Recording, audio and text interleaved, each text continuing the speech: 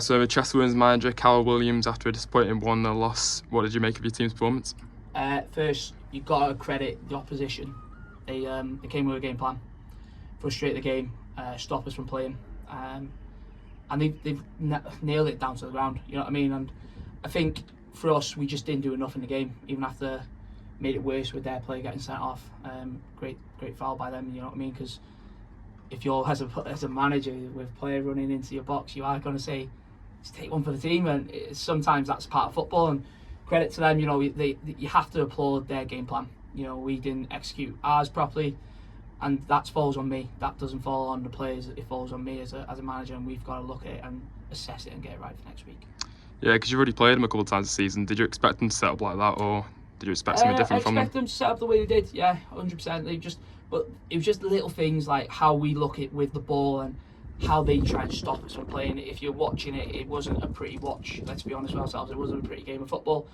I don't think either goalkeeper, actually no, it's a lie because either pulled off good save in the first half.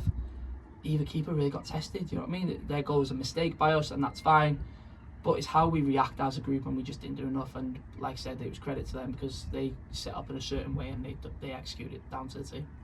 All right, so it's going to be hard now to win the title. How do you get your players to regroup for next game now? Look, they're a hungry group. They are a hungry group, and like it falls on me why we've not succeeded this year. If we don't succeed, let's be honest with ourselves. But it's the players have just said then, they just like, it is what it is. We need to just look at how we play and how we bounce back from it, and I know they will be. And straight away on Tuesday, they'll be the side to actually go, let's get it right, and let's just enjoy our last little bit of run. Obviously, though, you still had a good win streak and you're still in the quarterfinals of the Cup, so it can still be a good season for your team, can't it? Listen, I think regardless of whatever happens now, if we finish second, we finish third, we get knocked out of the Cup, we win the Cup, whatever it is, I think the players should be really proud of themselves. You know, you got 8 players, 19 or below, who went on a 10-game winning streak.